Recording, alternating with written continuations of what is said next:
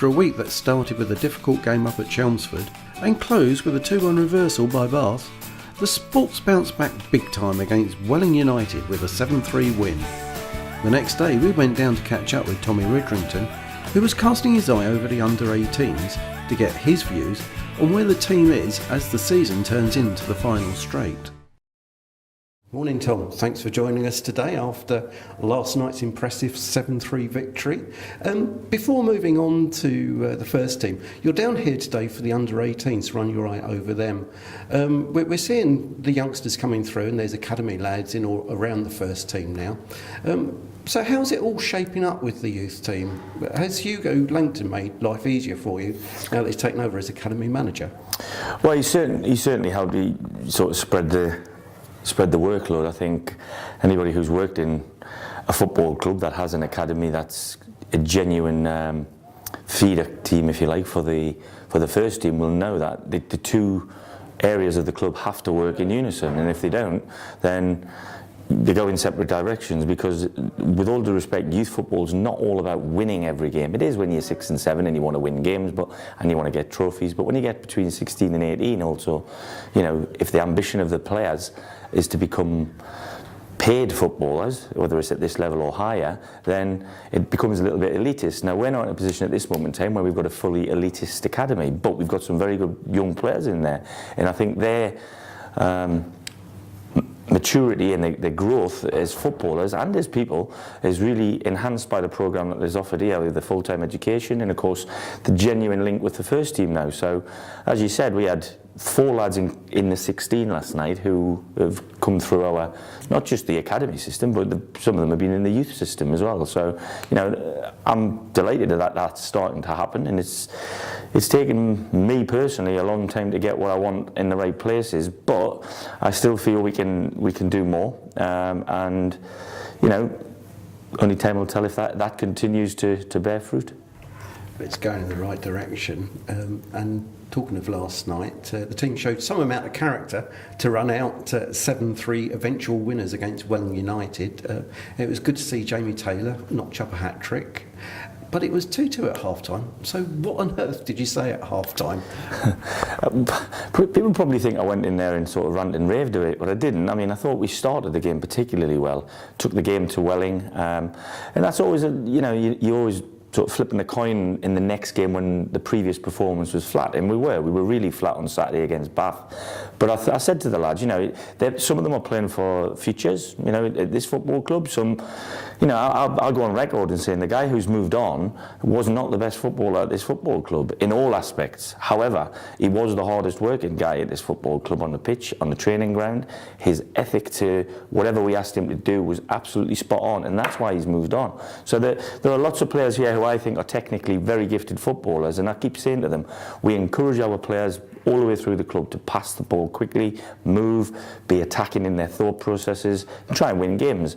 Like you said, we went 3 times ahead before going for the 4th time and then putting our foot on the gas. But at every stage when we were ahead in the game, we had chances to go further ahead, and had we done it earlier, as daft as that sounds, we could probably have run out much more comfortable than we were at 7-3, which is a crazy thing to say. But, you know, what did I say at half-time?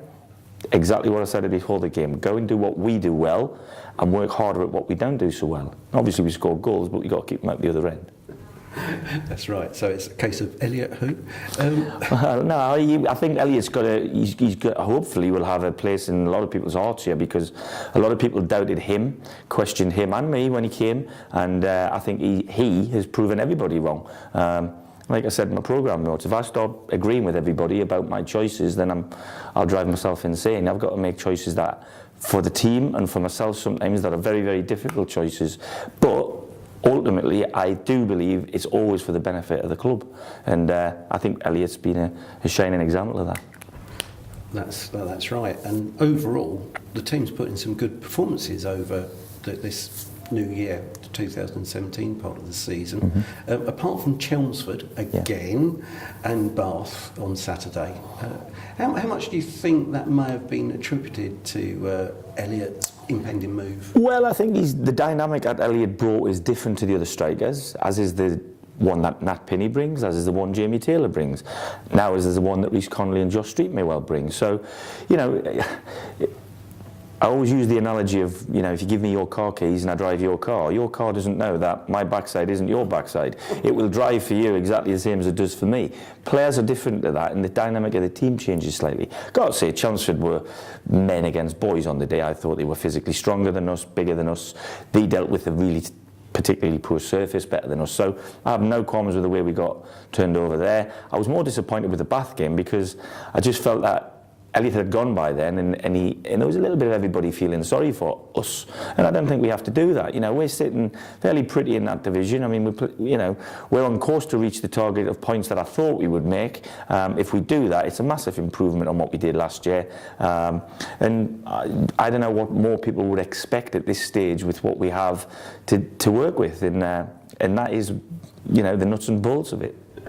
That's right, and I know you're saying about the points. I know you want to get as many as possible between now and the end of the season, but you've got some really difficult fixtures coming up with teams either pushing outright for promotion or else really fighting for their lives in this division. So what really is your focus now, do you think? Is it style over points, or are you really sort of like thinking of building for next season, who's going to play where and what you're looking for in that respect? I mean, my thought turned towards next season by the time Christmas comes. People won't realise that, but because of what I've done all my life, it's no good me thinking about only next week and the week after. I've got to start thinking about next season. So we have sort of already retained 8 or so players for next season of the current group.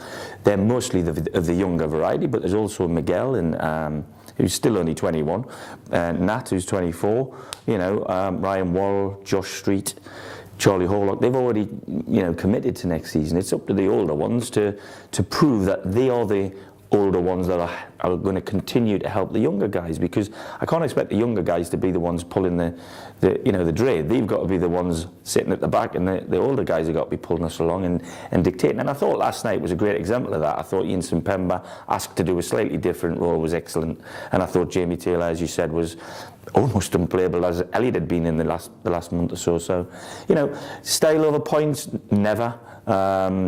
Wins over losses, always. And we, you know, as long as I've managed a football club, we will go to every football match thinking we can win in the dressing room.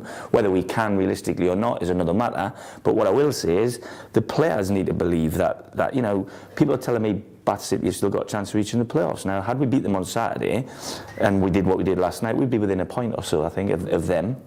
So we're not a million miles away. You know, stranger things have happened, and we won't give up the ghost until it's mathematically certain that we can't. So, you know, it's, as far as I'm concerned, it's every game there's 3 points on offer, and we'll try to take as many of them points as we can. And just looking forward quickly to Saturday, have you got a settled team, or are there any possible problems? Well, obviously Mark Hughes was missing last night, and Borough Bosma was. We may well have them 2 back available. It's difficult when you've just won a game 7-3, as much as there was some heart murmuring moments in the first half as they kept coming back to us. I mean, the second half, once we got our noses ahead for the 4th time, you know, you could almost say, lads, just go and do that again. But, you know, we got to understand Mark Hughes has been an integral part of the group this season.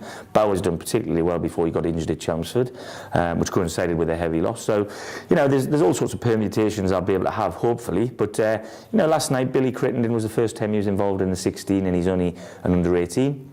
Harry Ransom made his first team bow from the bench, and he's only 17. Riley Tate sitting on the bench at 18-19. Ryan Wall's in. So, you know, the future for Eastbourne Borough, certainly, in terms of that group of players, I think looks really, really positive. And, you know, whatever I have to pick from, I can guarantee it'll be an honest pick by me, and the team that will be picked will be capable of winning the match, without a doubt. Yeah, well, that's something really to look forward to. And yeah, lastly, something of a break from the league. You're managing the National League 11 versus the British Army. That's next Wednesday down here at Priory Lane, and some of the players are in the side as well. Can you tell us actually what's behind that match, and how much you're looking forward to it? Well, I mean, I think it's an honour for the club to be able to host something like this. It's an initiative between the Armed Forces and the English FA to try and link the two organisations a bit closer. I knew about this actually last summer when we went to the managers meeting up at St George's Park. So I was told I had to pick a squad of 16 players, try and keep it fairly local, because obviously it's the time of year where teams are going for playoffs, and championships, teams are fighting for relegation, and as has been the case, and I completely understand this, maybe it's my first choice picks for, if you're looking for the best team of 16 players, it'll not be what you see next Wednesday, because obviously, you know, your Ebbsfleets, your Dartfords, your Maidenheads, etc., have got players who are too important for them to risk to play in that game. So what I think I've gone for, and also the league, who've made it, you know, many of the choices of the team, we've gone for lads who've probably played a lot of football at this level and maybe haven't won a great deal of things, but it's given them a little bit of sugar and, you know, recognition for what they've done.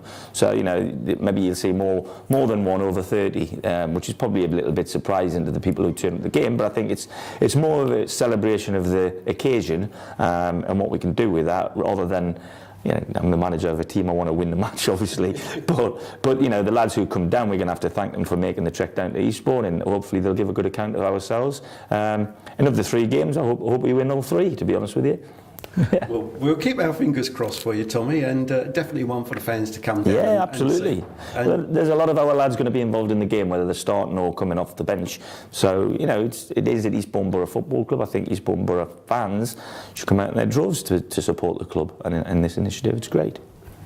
Excellent. Tommy, thanks ever so much for your time. Okay. Well done last night again to everyone in the team, and good luck on Saturday. Thank you very much. Appreciate that. Cheers, Graham.